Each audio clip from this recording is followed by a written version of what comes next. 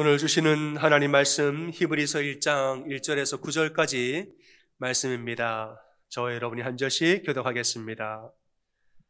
옛적의 선지자들을 통하여 여러 부분과 여러 모양으로 우리 조상들에게 말씀하신 하나님이 이 모든 날 마지막에는 아들을 통하여 우리에게 말씀하셨으니 이 아들을 만유의 상속자로 세우시고 또 그로 말미암아 모든 세계를 지으셨느니라.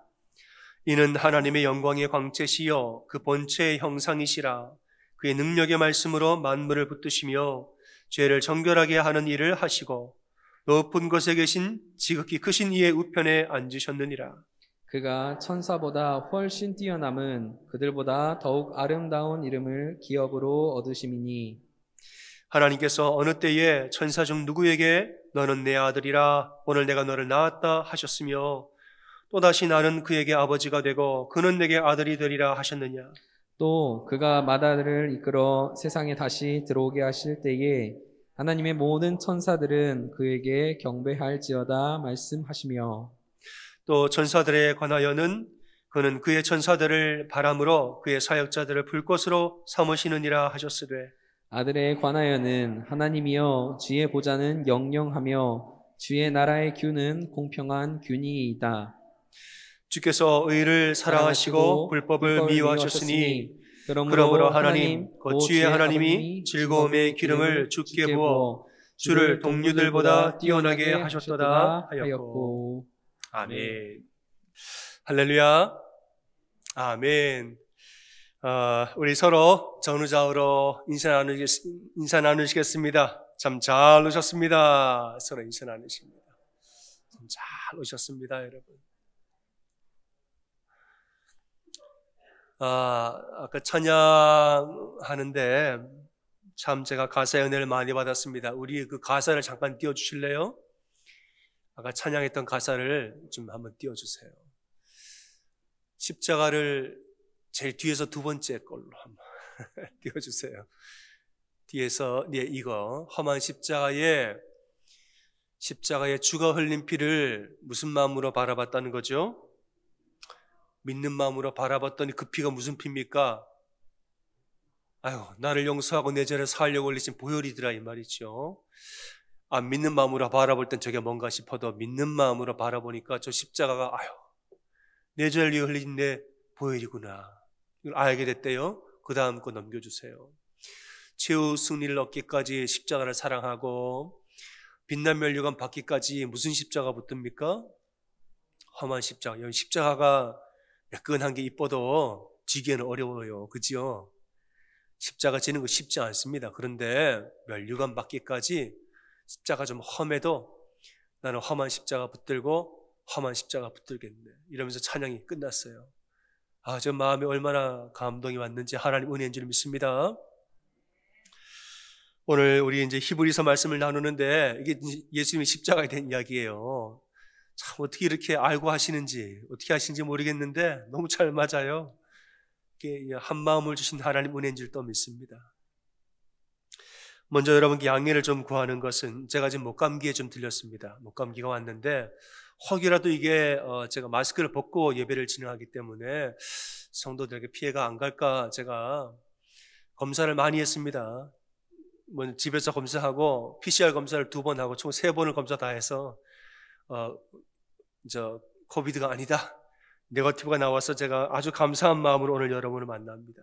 그래서 목소리가 좀 이렇더라도 여러분 염려하지 마시고 양해를 미리 구합니다.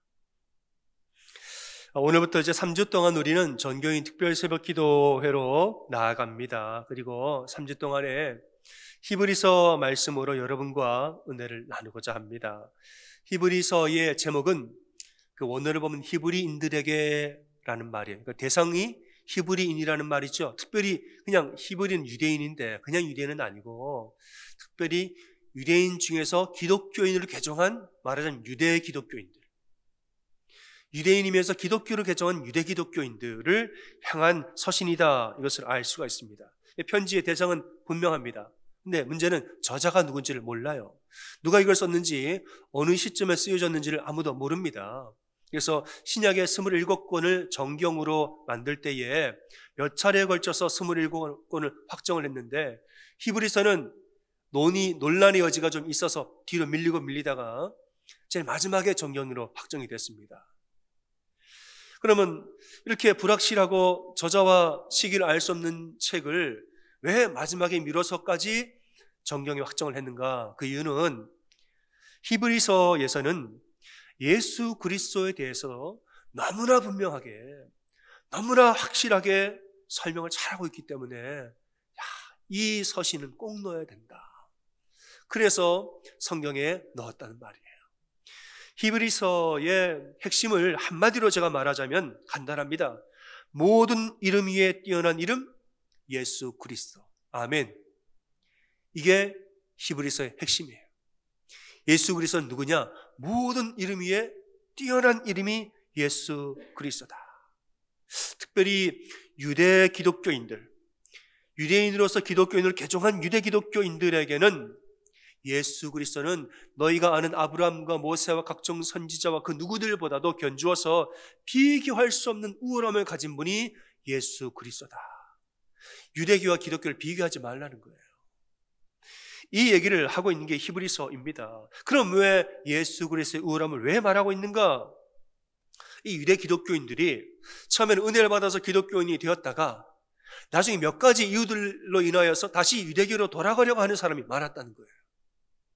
기독교로 개종을 했다가 살다 보니 몇 가지 이유들 때문에 다시 유대교로 돌아갈까? 믿음을 포기하고 기독교 예수 그리스도 좀 아닌 것 같아, 유대교로 돌아가야지 하는 사람들이 있었다는 거예요.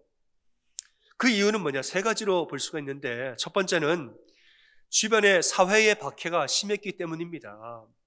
은혜를 받아서 처음에는 이게 진짜 진리구나 하고 기독교인이 됐는데 막상 유대인 공동체, 유대 사회 안에서 기독교인으로 살다 보니까 힘든 일이 한두 가지가 아닌 거예요. 유대 공동체 안에서 우리만 혹은 나 혼자 기독교인으로 살려고 하다 보니까 너무너무 힘들었습니다. 먼저는 가족 취급을 안 하죠. 너는 왜 기독교로 가서? 부모님이 얼굴을 돌리고, 또 가족이 다 믿는다고 할지라도 옆에 이웃이, 얼마 전까지 인사하고 지내던 이웃이 어느 순간부터 고개를 싹 돌리고 번쩍만 차고 지나가는 거예요. 사업을 하는 사람들이 거래처가 끊기고 고객이 안 오고 여러 이익 때문에 여러 일들로 불이익을 받기 시작하는 거죠. 이런 일들을 당하니까 이게 그냥 유대교로 돌아갈까? 마음이 들었다는 거예요. 두 번째는 국가적인 박해가 심했습니다. 당시에는 모든 세상이 로마의 지배를 받고 있었지요. 로마 황제의 영향력 아래 있었습니다. 그래서 로마는 여러분 아시다시피 여러 민족들이 제국 안에 있기 때문에 너네가 믿고 싶은 종교 다 믿어라. 다 믿어도 되는데 두 가지만 잘 지켜라. 첫째는 세금 잘 내고, 두 번째는 너네가 무슨 신을 믿든 간에 그 신 제일 위에 황제가 있다는 것만 기억해라. 이것만 알면 뭐든지 섬겨라 이 말이에요. 그러니까 우리 일제시대 때 조선을 생각하면 일제가 기독교를 탄압하지는 않았습니다. 믿고 싶은 대로 믿어라. 다만 그 위에 천황이 있다는 것만 알아라. 예배를 드리는 거 괜찮다. 기도해도 괜찮은데 다만 예배 드리기 전에 뭘 해요? 신사참배를 하고 동방예배를 외우고 예배를 드려라. 이거예요. 유대교는 이 국가적인 핍박에서 피해갔습니다. 왜냐하면 유대교는 우리는 하나님만 믿는다고 말하지만은 유대교의 지도자들은 알게 모르게 적절하게 로마와 타협을 한 거예요. 뇌물도 주고 세금도 잘 내고 이런저런 이유로 유대교의 예배에서 적절하게 황제에 대한 예우를 적절하게 타협을 해서 잘 갖춰주고 어떤 논리로, 그러면서 유대교는 핍박을 다 피해갔습니다. 그런데 기독교인들은 목숨을 걸고 타협을 안 한 거예요. 목숨을 걸고 신앙을 지킨 겁니다. 당시에는 황제를 향하여서 나의 주라고 고백을 해야 돼요. 황제가 누구야 하면 나의 주입니다 라고 고백을 해야 됩니다. 이게 도미네예요. 도미네. 라틴어로 도미네가 로드, 주라는 말인데 황제가 누구야? 나의 도미네입니다 라고 고백을 하면 되는데 기독교는 안 한 거예요. 죽어도. 왜 안 했느냐? 나의 인생의 유일한 도민에는 누구냐? 오직 예수 그리스도밖에 없다는 거예요. 내 인생의 유일한 주님은 예수님밖에 없습니다. 이 고백을 기독교인들은 하나도 타협하지 않고 목숨을 지킨 거죠. 이걸 로마가 좋아합니까? 싫어합니까? 싫어하는 거예요. 로마가 이제 황제의 권위를 강화하고 혹은 이 제국을 하나로 단결시키기 위해서 걸핏하면 기독교를 박해한 겁니다. 힘없고 숫자가 좀 많지 않은, 그래서 유대인 중에서 약간 삐져나온 이단 취급을 받던 기독교인들, 걸핏하면 이제 기독교인들을 본보기로 박해를 하고 죽이고 화형시키고 이러면서 황제의 권위를 높이고 제국을 단련하고 이렇게 만든 거죠. 사람들이 이런 일을 겪다가 보니까 그냥 유대교로 돌아갈까? 이런 마음이 있는 거죠. 세 번째는 기독교의 짧은 역사 때문입니다. 유대교는 역사가 길지요. 몇천 년의 역사를 가지고 아브라함부터 그 스토리도 얼마나 많습니까? 출애굽한 이야기하며 굉장히 많지요. 그런데 기독교의 역사는 짧습니다. 불과 얼마 되지 않아요. 그래서 사람들이 심리적으로 유대교에 대해서 조금 더 종교적인 안정감을 누렸다는 거예요. 거기가 뭔가 다 준비가 되어 있는 느낌. 기독교는 뭔가 종교라고 생각하기에는 약간 좀 아직 덜 준비된 느낌, 이런 것을 느끼면서 그냥 유대교로 돌아갈까 고민을 했다는 것입니다. 히브리서는 그들에게 정확하게 바로 그런 사람들에게 쓴 서신이에요. 그들에게 말하는 거죠. 예수 그리스도는 모든 이름 위에 뛰어난 이름이요, 그 누구와도 비교할 수 없이 우월한 분이 바로 예수 그리스도다. 유대교와 기독교를 비교하지 마라. 기독교는 그들과 비교할 수 없을 정도로 참된 종교요, 참된 진리며 예수 그리스도, 오직 예수 그리스도만이 참된 하나님이요 하나님 아들이시다. 이 얘기를 여러모로 아주 강력하게 선포하는 게 히브리서 말씀입니다. 특별히 유대인들이 높이는 어떤 그 부류의 사람들이 있습니다. 예언자들, 선지자들, 혹은 천사들, 아브라함, 모세, 대제사장 아론 등등과 예수님을 계속 비교합니다. 앞으로 히브리서를 보시겠지만은 계속 비교하는 게 천사와 예수님 비교하고, 모세와 예수님, 아브라함과 예수님, 아론과 예수님 계속 비교하면서 왜 예수님이 탁월하고 우월한지를 설명하는데, 읽어보세요. 읽어보시면 저절로 동의가 됩니다. 그 히브리서는 굉장히 논문처럼 논리적인 서신이에요. 여러분 읽으시면 조금 졸릴 수가 있습니다. 그런데 말씀을 통해서 하나하나 구절구절 알아가면은 손뼉을 탁 치게 될 만큼 예수님에 대해서 기쁨과 감사한 마음이 밀려옵니다. 그래서 그런지 몰라도 히브리서는 구약의 말씀을 굉장히 많이 인용합니다. 유대인들이 들으면 이거 하고 알 수 있도록 구약의 성경을 상당히 많이, 이렇게 많이 인용한 성경은 없어요. 굉장히 많이 구약을 인용하면서 이것들 봐라, 여기에서도 예수 그리스도의 우월함을 입증한다라고 말하고 있는 게 히브리서다, 이 말이죠. 오늘 본문의 1절과 2절에서는 옛적의 선지자들과 예수님을 비교해서 말합니다. 유대인들은 선지자를 굉장히 높여서 생각했습니다. 왜냐하면 당시에는 사람들 감히 하나님과 대면해서 말할 수 없는 존재로 하나님을 무서워했는데, 선지자들은 하나님과 대면하여 말하고 하나님께 말씀을 직접 받아서 사람들에게 전달한 메신저였단 말이죠. 선지자들이 말할 때는 제 생각은요 이렇게 말하지 않고 하나님이 말씀하시기를 이렇게 말하는 거죠. 선지자는 굉장히 신령한 자로, 높은 자로 사람들은 생각했습니다. 하지만은 오늘 말씀에서는 어느 선지자와도 예수님은 비교할 수 없을 정도로 예수님은 위대한 분이다, 이 얘기를 합니다. 1절부터 대조의 구절이 나옵니다. 1절부터 예수님과 선지자를 비교합니다. 단어를 보시면 선지자들은 옛적의 조상들에게 여러 모양과 여러 부분으로 말했다라고 말해요. 여러 부분과 여러 모양이란 말은 같은 말을 이 모양 저 모양으로 하고 또 하고 했다는 말이에요. 이 시대 말하고 다음 시대 또 하고 또 하고 또 하고, 이 말이 무슨 말입니까? 선지자의 말이 아무리 맞다 한들 효력이 제한되었단 말이에요.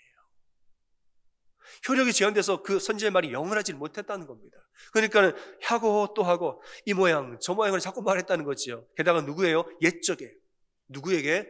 너희 조상들에게 하나님이 간접적으로 선지자를 통해서 말했다는 것이에요.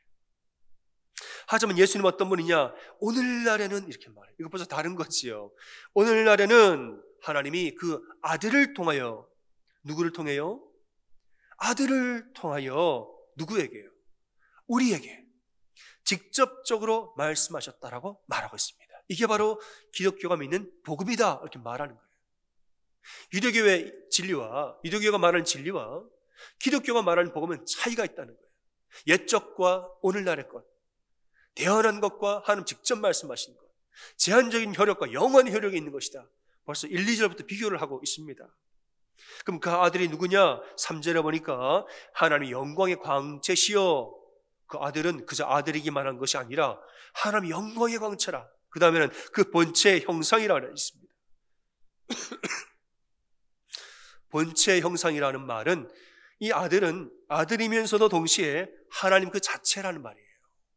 예수 그리스도는 하나님과 동등됨을 취할 하나님 본체 그 자체입니다.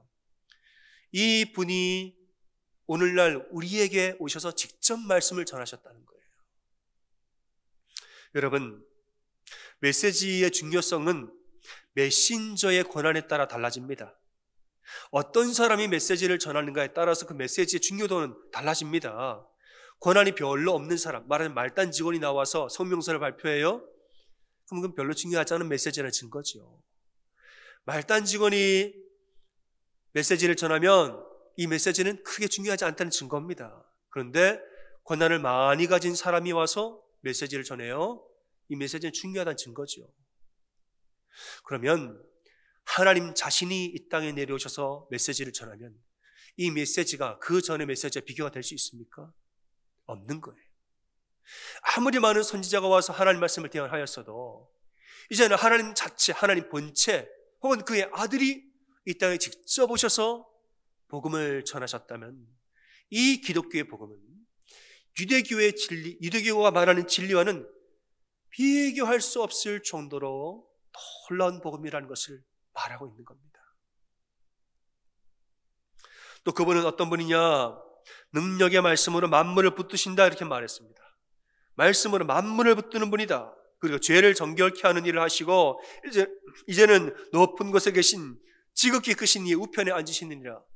승천하셔서 보좌 옆에 계시다, 이 말이죠. 예수님은 능력의 말씀으로 만물을 붙드셨습니다. 그러니까 말씀으로 온 자연과 모든 이 생사화복과 만물을 주관하셨다는 것이죠. 예수님 여러 가지 기적을 행하셨습니다. 말씀으로 광풍을 향해서 잠잠하라 했더니 파도가 잠잠해졌단 말이죠. 죽은 자에게 나오라 그랬더니 나왔단 말이에요. 말씀으로 모든 만물을 주관하시는 자가 예수 그리스도였다는 말이에요. 기적을 행하셨죠. 또한 뭐라고 얘기하시느냐? 우리의 모든 죄를 사하셨다고 말하고 있습니다. 십자가를 통하여서 모든 사람의 죄를 정결케 하셨다. 사실 이게 더 중요한 말이죠. 구약을 보면 기적을 행했던 선지자는 더러 있습니다. 그런데 자신의 권위로 죄를 사한 선지자는 아무도 없습니다. 구약을 보면 모세도 반석을 쳤더니 물이 나오고 홍해를 향해서 명령했던 하나님이 하신 일이지만은 어쨌든 기적이 홍해가 갈라지고 엘리사는 죽은 자도 살리고 말이죠. 선지자들을 보면 더러 기적을 향하여서 자연을 주관하고 움직인 선지자들은 더러 있습니다. 하지만 자신의 권위로 사람들의 죄를 용서하고 죄사함을 선포한 선지자는 아무도 없었다는 거예요. 그런데 예수님은 우리의 죄를 사하신 하나님의 아들이라는 거예요. 비교가 됩니까? 안 되죠. 예수님 어느 집에 들어가셨을 때 사람들 중풍병자를 데리고 왔습니다. 그리고 지붕을 뜯어가지고 중풍병자를 달아서 내렸습니다. 고쳐달라고. 고치셔야 되죠. 그런데 예수님이 병을 고쳐주기 전에 먼저 하신 말씀이 있습니다. 말씀해 보면 작은 자야 이렇게 말하죠. 이 마가복음 2장 7절에 보면은 작은 자야 내가 죄의 사함을 받았느니라 이렇게 선포를 하세요. 이 얘기를 듣고 옆에서 서기관들이 듣고 있다가 깜짝 놀랍니다. 이 사람이 기적을 행할 때는 가만히 있었는데 갑자기 누구한테 내가 죄의 사함을 받았느니라 얘기를 했더니 서기관들이 깜짝 놀랐단 말이에요. 왜냐? 당신이 기적을 행하려면 기적을 행하지 당신 누구건데 죄를 사한다고 말을 하느냐 이거예요. 그리고 말하죠. 이 사람이 어찌 이렇게 말하는가? 신성모독이로다. 오직 하나님 한 분 외에 누가 능히 죄를 사하겠느냐? 반박을 합니다. 예수님 답을 하시죠. 인자가 땅에서 죄를 사하는 권세가 있는 줄을 너희로 알게 하려고 내가 얘기한 거다. 그 다음에 병자를 치유하시고 집으로 보내십니다. 그러니까 예수 그리스도는 그 전에 어떤 선지자들과도 비교할 수 없을 정도로 모든 이름 위에 뛰어난 이름이 예수 그리스도인지를 여러분 믿으시기 바랍니다. 여러분, 예수님은 그 누구보다도 귀하고 그 무엇보다도 귀한 분이지요. 먼저 우리 죄를 용서하시고, 누가 용서합니까? 아무도 용서 못합니다. 예수님이 내 죄를 용서하신 거예요. 그래서 제가 아까 찬양의 가사가 마음에 와닿은 거예요. 믿는 마음으로 바라보니, 믿는 마음으로 바라보니 내 죄 사하시려고 십자가에 흘린 보혈이라. 마음이 믿어졌단 말이에요. 예수님은 나의 영혼을 구원하신 분이요, 내 인생의 모든 필요를, 만물의 주관자이심으로 내 인생의 모든 필요를 다 아시고 채워주고 인도하시는 만물의 주관자가 바로 예수 그리스도라는 말이에요. 그리스도인들은 누구냐? 이러한 예수님을 나의 도민에, 나의 주님으로 고백하고 나의 인생의 주권자로 고백하고 사는 사람이 그리스도인이라, 우리라, 이 말이에요. 여러분, 우리 그리스도인들은 어떤 환난과 어떤 핍박에도 흔들리지 말고 끝까지 예수님을 붙들고 살아야 되는 줄로 믿으시기 바랍니다. 험한 십자가 붙들겠네. 저 오늘 그 찬양이 얼마나 마음에 와닿는지 몰라요. 무슨 십자가요? 험한 십자가 붙들겠네. 험한 십자가 붙들겠네. 십자가 험하죠?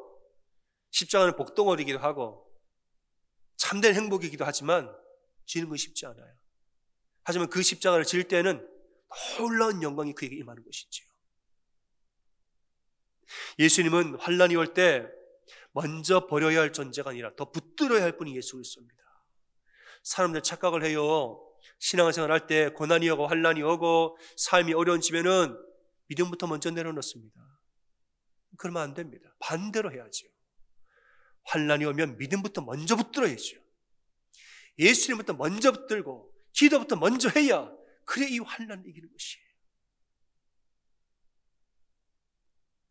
요한계시록 13장에 보면은 사도 요한이 이제 환상을 보는데 바다에서 한 짐승이 올라오는 환상을 봅니다. 이 바다는 당시의 로마 제국, 온 세계를 의미합니다. 제국의 영향권 아래에 있는 온 세계가 바다입니다. 거기서 한 짐승이 올라오는데 이거는 로마의 황제입니다. 짐승에는 뿔이 10개고 머리가 7개 있는데 뿔에는 10개의 왕관이 있고, 황제의 왕관이죠. 그 머리에는, 이마에 신성을 모독하는 이름이 써 있더라. 뭐냐? 라틴어로 도미네, 데우스. 도미네는 주, 데우스는 하나님. 황제가 말하기를 내가 주고 내가 하나님이라. 이마에다 탁 써놓고 나를 경배하라.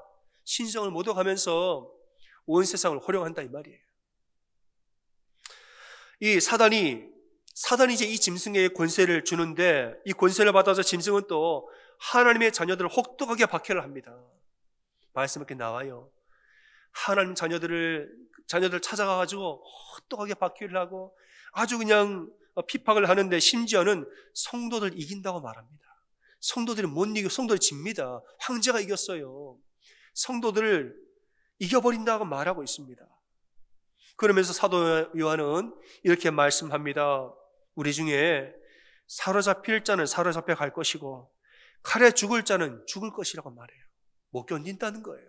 죽을 수도 있고 잡혀갈 수도 있는 걸 인정합니다. 근데 그게 더 중요한 말을 하죠. 하지만 성도들의 인내와 믿음이 바로 여기에 있는 일이라고 말합니다. 잡혀갈 자 있을 수 있고 죽을 자도 나올 것이다. 그러나 성도들의 인내와 믿음이 바로 여기에 있는 거라고. 우리가 왜 믿어야 하는지, 우리가 왜 인내함으로 이어야 하는지, 여기에서 성도들의 인내가 보이는 것이고 여기에서 참된 믿음이 보여지는 것이라고. 그러면서 우리가 이 환난을 정말 믿음으로 함께 이겨내자고 지금 요한계시록에 말하고 있는 것이에요. 요한계시록의 배경은 히브리서의 배경과 별반 다르지 않습니다. 그게 다르지 않아요. 기독교인들이 신앙생활 하는데 온 사방에서 비판이 옵니다. 온 사방에서 신앙을 버리라고, 믿음 내려놓으라고 시험과 유혹이 마음을 흔들고 육체의 고난을 주고 한다는 거예요. 마음속에 이런 의미를 줄 정도로 내가 이렇게까지 해서 예수 믿어야 되나? 내가 이렇게까지 해서 예수 믿어야 되나? 이렇게까지 내가 예배를 드리러 가야 하나? 이런 마음이 들 정도로 성도를 핍박한다는 거예요. 그래서 여기저기서 떠나가는 성도들이 생기고 교회의 존재가 흔들리고 예배의 횟수가 점점 줄어들고, 예전에 매일매일 가서 날마다 성전에 모이기를 힘쓰며 매일매일 예배를 드리고 성전에 갔다면은 이제는 두세 번 줄어들고 한 번으로 줄어들고 나중에 한 달에 한 번씩 1년에 한 번씩 막 줄어든다는 것이. 근데 여러분, 결과론적으로 역사를 돌아보면 누가 이겼습니까? 역사를 돌아보면 로마 황제가 이겼습니까? 기독교가 이겼습니까? 오늘날에 지나온 역사를 가만히 돌아보세요. 이 바다에서 나온 짐승이 그렇게 성도들을 박해하고 핍박을 했는데 결국 누가 이겼냐는 거지요. 말씀을 보면은 잠시 성도들이 지는 것 같아도 결국에는 성도들이 이기게 되어 있습니다. 역사를 봐도 마찬가지죠. 교회는 이 모든 박해를 다 이겨내고 지금까지 존재하고 번성하는 줄 믿으시기 바랍니다. 로마 제국은 벌써 망했어요. 하지만 교회는 지금까지 건재하고 예수님의 복음은 지금까지도 살아 운동력이 있어서 우리를 구원으로 인도하고 있습니다. 박해를 이겨낸 정도가 아니라 서기 380년에는 기독교가 본인들을 그렇게 핍박하던 로마 제국의 국교가 됩니다. 로마 제국이 기독교를 그렇게 탄압을 했는데 서기 380년에는 이 기독교가 로마 전체의 국교가 되어버린단 말이에요. 누가 이겼습니까? 하나님이 승리하신 것이죠. 이것이 바로 예수 그리스도는 모든 이름 위에 뛰어난 분임을 증명한 사실이 아니고 무엇이겠습니까? 그럼 이 일이 어떻게 가능했는가? 이 모든 일은 그냥 저절로 되어진 것이 아니라 환난과 핍박 가운데서도 굳건하게 믿음을 지켰던 이 성도들 덕분이 아닙니까? 가정과 직장과 사업의 고난과 육체의 고난과 영혼을 흔드는 이 수많은 유혹과 시험들 가운데서도 오직 예수의 신앙으로 살아왔던 이 믿음의 선조들의 인내와 눈물과 피와 땀과 그 믿음의 이 여정 때문에 오늘날의 기독교가 살아있는 것 아닙니까? 요한계시록 21장에 보면은 그날이 오면, 마지막 날의 최후의 승리에 대해서 말하고 있죠. 그날이 오면 하나님이 우리의 모든 눈물을 닦아주시고 다시는 사망이 없고 애통하는 것이나 곡하는 것이나 아픈 것이 다시는 있지 아니하리라. 우리가 지금 죄와 싸우면서 악의 세력과 피 흘리기까지 싸우면서 우리 온몸은 누더기가 되어지고 찢겨지고 태워지고 이렇게 되었어도 그날이 되면 예수 그리스도의 보혈이 우리의 모든 아픔들을 다 씻어주고 상처를 회복하여 주시사 피 묻은 옷을 흰 옷처럼 하얀 세마포처럼 깨끗게 하실 것이요, 우리만 고난을 당하는 줄 알았더니 그날이 되면은 이 온 세계 모든 각 민족과 나라와 백성과 방언 여기저기서 사람들이 다 나와가지고 손에 종려나무 가지를 들고 찬송하리라 여호와 우리 하나님이라고 하나님 찬송하면서 온 사방에서 환난을 견딘 성도들이 나와서 지금 찬송할 때가 올 것이라고 말하고 있지 않습니까? 많은 사람들이 요한계시록 하면 무서운 책으로 생각하지요. 이제 무서운 이유는 뭐냐? 정말 세상이 어떻게 끝나는가 여기에 초점 맞춰서 무섭게 보이는 거예요. 그리고 거기에 나오는 상징들, 용이 어떻고 음료가 어떻고 그런 상징과 묘사 거기에만 매달려서 무섭게 생각하는 거예요. 여러분, 요한계시록은요 눈물 나는 책입니다. 눈물 나는 책이에요. 얼마나 위로가 되는 책인지 몰라요. 그렇게 핍박을 당하고 그렇게 고생을 하면서 오직 예수, 나는 내 생명 다하여도 난 예수님 버릴 수 없다고, 이 모든 불이익과 환난 가운데서도 예수님만 굳건히 믿겠다고 사는 사람들에게 결국엔 너희가 승리할 것이라고, 이 환난의 여파가 다 지나면 마지막 날에 하나님 너희를 높이고 너희가 모두 모여서 하나님 찬송할 때가 올 것이라고, 이렇게 말씀하니까 이 책을 읽는 사람 마음이 어떠냐는 거예요. 저는 울면서 읽었을 것으로 확신합니다. 환난을 당하는 자에게 이 서신을 보냈을 때 이 사람들이 교회에 모여서 이 편지를 읽으면서 울었을까요? 안 울었을까요? 제일 마지막에 고백을 하죠. 아멘 주 예수여 어서 오시옵소서 이러면서 요한계시를 마치는 거예요. 요한계시록은요 눈물의 서신이에요. 눈물의 서신. 위로의 서신이고 눈물의 서신입니다.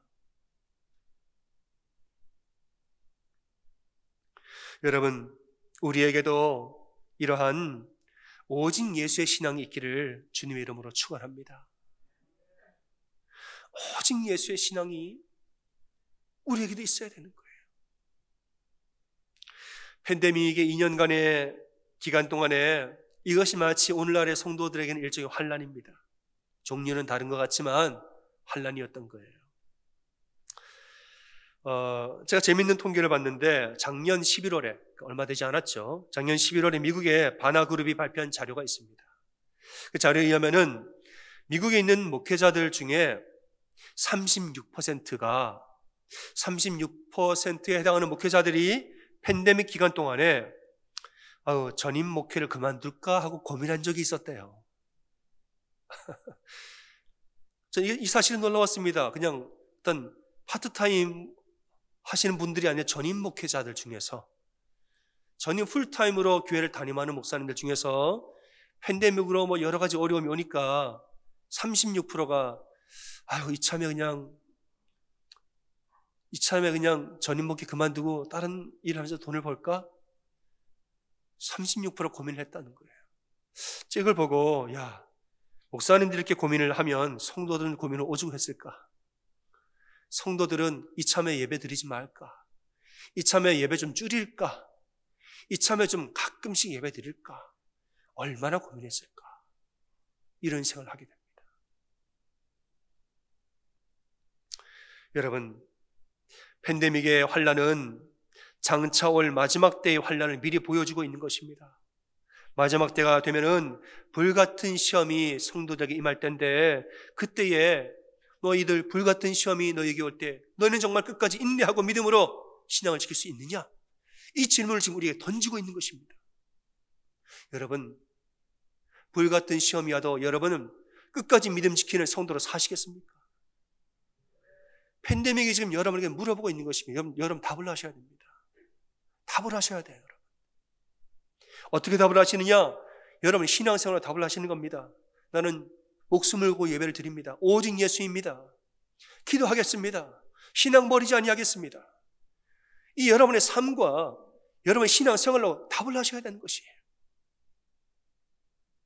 어떤 사람은 가족 때문에 신앙을 버리고, 어떤 사람은 건강 때문에 예배가 느슨해지고, 어떤 사람은 사업 때문에, 또 어떤 사람은 여기까지 고생하면서 신앙생활을 했는데 이제는 좀 편안하게 신앙생활을 해야지. 편안함 때문에 예배가 소홀해지고, 여러분. 하지만은 여러분 사람 마음은 똑같습니다. 지금의 우리나 그 당시의 성도들의 사람 마음은 똑같아요. 환난이 오고 이러면 마음이 흔들리고, 이참에 이렇게 할까? 이참에 그냥 돌아갈까? 이참에 이렇게 마음이 다 똑같다는 거예요. 하지만은 히브리서에서는 그럴수록 더욱 굳건하게 예수님을 붙들라라고 말하고 있습니다. 왜냐하면 예수 그리스도는 우리가 버릴 존재가 아니라 오히려 더욱 붙들어야 할 존재이기 때문에 예수님 붙들라라고 말하고 있습니다. 예수님이 오병이어의 기적을 행한 후에 사람들이 구름대처럼 몰려왔습니다. 예수님 어디 계시냐 막 배를 타고 찾아와서 예수님 찾아갑니다. 그 이유는 떡을 먹고 배부른 까닭이라 말씀에서 말합니다. 예수님 사람들이 많이 몰렸는데 예수님 설교를 하시죠. 설교를 하신 내용이 조금 이상했습니다. 나는 살아있는 떡이요 내 살을 먹고 내 피를 마시는 자는 영생하리라. 이걸 그 사람들이 조금 이상하다.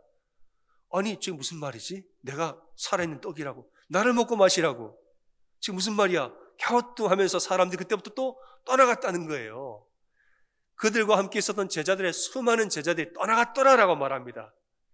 그러니까 떡을 먹는 걸, 기적을 보고 와 왔다가 말씀을 듣고 이상하다 하고 와 하고 떠났다는 거예요.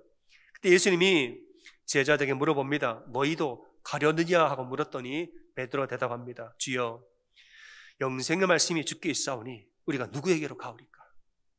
우리가 주는 하나님의 거룩하신 자이신 줄을 우리는 믿고 알았사옵나이다. 이렇게 대답을 해요. 기가 막히죠, 여러분. 영생의 말씀이 여기 있는 줄 우리가 아는데 우리가 어디 가겠습니까? 우리 안 갑니다. 사람들 떠날지라도 우리는 안 갑니다. 우리는 당신이 하나님의 거룩하신 자인 줄 우리는 압니다. 안 떠납니다. 우리는 함께 하겠습니다. 베드로가 고백한 거예요. 여러분, 우리에게도 이러한 마음이, 이러한 믿음이 있기를 주님의 이름으로 축원합니다. 영생의 말씀이 주께 있는데 어디로 가시겠습니까? 예수님은 우리의 길이요 진리요 생명이라고 그랬습니다. 좀 더 정확하게 말하자면 예수님은 이 원어의 의미를 보면은 정관사 더가 있어요. 부정관사 어가 아니라 정관사 더가 있어요. 예수님은 우리의 유일한 길이요, 유일한 진리요, 유일한 생명인 것을 우리가 믿는데, 그래서 내 안에 오직 예수의 신앙이 있는데 내가 어디로 가겠느냐는 거예요. 안 떠난다는 겁니다. 먼저 그의 나라와 그의 의를 구하는 자에게는 모든 것을 더하시리라. 이 말씀을 우리 믿는 사람들입니다. 예수는 모든 만물의 주관자이신 분이라 모든 만물이 주님 손에 있는데, 먼저 예수 그리스도, 오직 예수 그리스도를 구하면 이 모든 것을 너에게 더하신다고 말씀하셨는데 내가 어디로 갑니까? 세상의 모든 염려와 걱정들에 얽매이지 마시고 오직 예수님만 바라보시고 사시기 바랍니다. 그래야 우리의 인생길이 열려지고 우리가 참된 진리에 서게 되는 것이고 참된 생명이 우리에게 임합니다. 어느 목사님이 글을 통해 고백하신 내용이 있어요. 유기성 목사님 책에 재밌는 내용이 나옵니다. 이분이 목사님의 자녀로 태어나서 모태신앙으로 자랐는데, 그래서 어려서부터 예수님 알았죠. 그래서 나는 예수님 알아요, 예수님 믿어요 라고 말했대요. 그런데 오직 예수라고는 얘기를 못했대요. 왜냐? 예수는 믿는데 그 앞에 오직자를 붙이기에는 좀 부담스러웠다는 거예요. 오직이라고 말하면 예수님이 내 인생의 모든 것의 1순위잖아요. 그건 좀 부담스러웠다는 거지요. 예수님은 아는데. 그 오직 예수라는 말이 안 나왔던 건 예수님 이렇게만 나왔다는 거예요. 그런데 예수님을 인격적으로 만난 후에는, 인격적으로 만났다는 것은 예수님이 내 죄를 어떻게 사하셨는지 느끼게 되었고, 왜 내 삶의 길인지 알게 됐고, 왜 내 삶의 진리이고 생명인지를 정말 온몸으로 알게 되었고 고백하게 되었다는 거예요. 이렇게 인격적으로 예수를 만나니까 그 뒤에는 오직 예수란 말이 저절로 나오게 되었다는 것이. 사랑하는 여러분, 어떤 환난이나 어려움이 와도 오직 예수의 신앙으로 사는 여러분 되시기를 바랍니다. 세상을 쫓아서 떠나지 말고 먼저 그의 나라와 그의 의를 구하면 모든 것을 더해 주십니다. 여러분, 이것을 믿으십니까? 이걸 믿는 게 예수 그리스도 우리 구주라고 말하는 고백이에요. 먼저 그의 나라와 그의 의를 구함으로 정말 모든 것이 믿음 위에 더해지는 그런 인생을 사는 여러분 되시기를 주님의 이름으로 축원합니다. 아멘. 서로 이렇게 고백하겠습니다. 오직 예수의 신앙으로 삽시다. 이렇게 고백합니다. 오직 예수의 신앙으로 삽시다. 아멘.